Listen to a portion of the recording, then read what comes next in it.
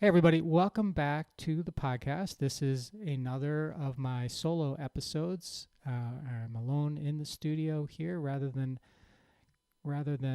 having a conversation with a super successful person. But I hope that what I have to share today you will find valuable nonetheless. And I'm calling this episode "The Most Successful People Are Also the Most Available." Have you noticed? Have you noticed that the most successful people are also the most available? So I'm connecting with very successful people all the time, at least people who other people might look at and describe as successful. Sometimes it's for my podcast, and other times it's for a mastermind group or a think tank collaboration or some other group that I'm involved in. And here's what I find. The most successful people, the ones that are sort of the proven heavy hitters, they seem willing to respond and make time for me way faster and way easier than those who may not be as proven. And it's always interesting to me because sometimes I'm scared to reach out to people or a little intimidated to reach out to people, and I drag my feet reaching out to people. And if you looked at my notes about people I want to, reach out to, I'll be all enthusiastic about reaching out to them at the point where I wrote their name down, and then I will just not do it. I'll drag my feet because I just feel like, oh my gosh, they might say no, or they might not respond to me. But I'm getting better at that, and you have to be better at that to be in the podcast game or to be successful. Or to get what you want or get what you need. So eventually, and I'd say 99.5% of the time, I do get around to reaching out to these people. And what, surprises me, and I guess it shouldn't surprise me any longer, but the people that I'm most intimidated by, for example, turn out to be the people who, if you message them the right way, are very responsive, and I would even say some to a large degree very enthusiastic about getting back to you. And I've been wondering, why is that? And I've developed a few theories about it, and I wanted to share those theories with you today. So the first is that the most successful people are organized.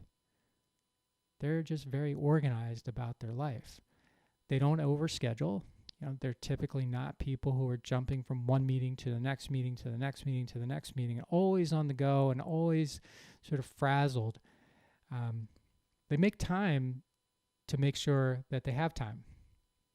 And I think that's worth thinking about, making time to make sure that you have time.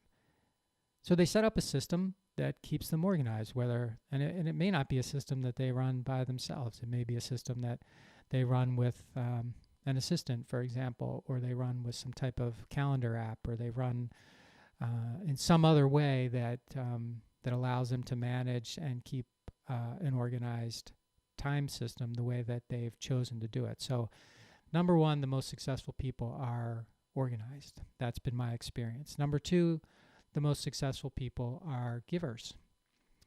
They want to help other people, and they often want to help other people for no other purpose than to help another person.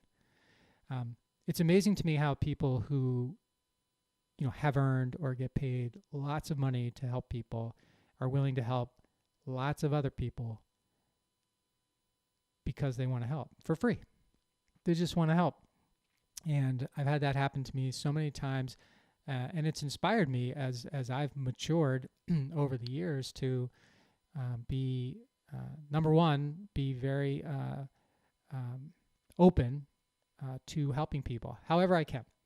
I'll give you what I've got, and if it's helpful to you, great. And if it's not, I made the effort. So the most successful people, and the people that I have on my podcast all the time, they're givers. They give you their story, a chance to explore it on the podcast, and they give, lots of themselves to pretty much anyone who asks. Number three, the most successful people are learners. So they want to see what you can teach them. And I find that a lot of people are, and I think I put myself in this camp too. If someone reaches out to me, I don't know who they are. I can do a Google search, I can look them up on LinkedIn, but I really don't know who the person is. But I kind of look at everybody, and that's not 100%. There is sort of a little vetting matrix that I go through in my mind, but I kind of look at everyone that reaches out to me as someone that I could potentially learn from. So not only could I potentially help them, but I could also potentially learn from them. And since lifetime learning is something that I'm committed to, and I'm also committed to designing my own school so that I learn what I want when I want to learn it, I welcome that approach, because I'm hoping that I learn something, and if I don't learn something, it didn't take anything meaningful away from my life. So I take a chance on the opportunity, and more times than not, way more times than not, that pays off. And number 4, the most successful people are opportunists. So they are always looking for new ideas and new collaborations. And when you're looking for new ideas and new collaborations, you're open. Your eyes are open, your ears are open, and you are, I think, putting yourself in a great position to have those new ideas and those new collaborations come your way. And I think that maybe is the culmination of being, givers, learners, and being organized, is that ultimately most successful people are looking to have a bigger impact on the world and on other people around them as well. And the only way to do that is to, be open and be opportunistic. And I get that nothing is universal, and this has been my experience more than most of the time, is that the most successful people have these sort of traits or characteristics, I guess. And I guess I'll sort of wrap this up with, I never reach out to anyone. I try not to reach out to anyone with an expectation that they're going to do something for me. I always reach out with just a desire to be polite, respectful, and specific about what I would like to talk to them about. For example, being on the podcast or something else, because we have some type of connection or an introduction was made. Somebody mentioned them, or it's a mutual, sort of group that we're in, but I don't happen to know the person.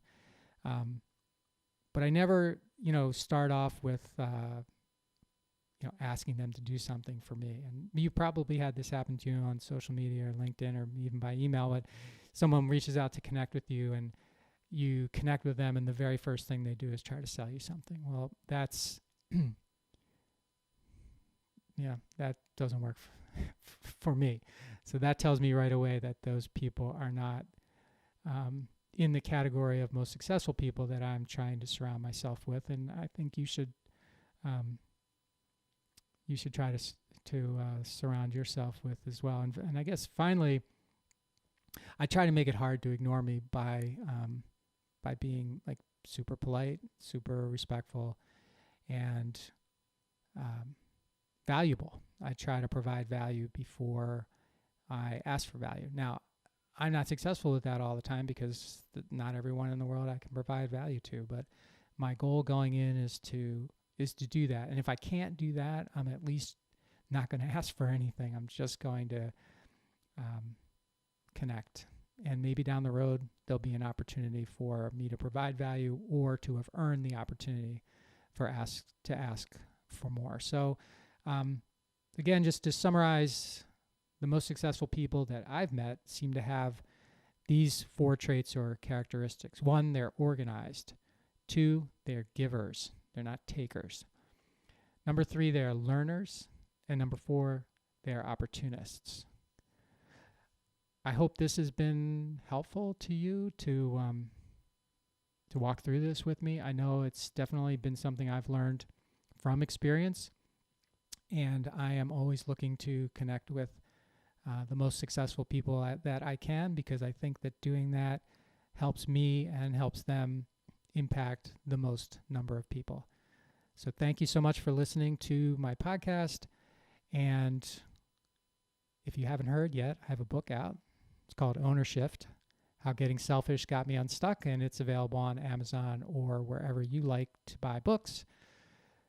So check it out. Or you can get a free chapter on my website at 𝙤𝙘𝙧𝙚.com. Let me know what you think. I'd be honored to have you take a look at it, whether it's the book or the free chapter, and shoot me a note and let me know what you think.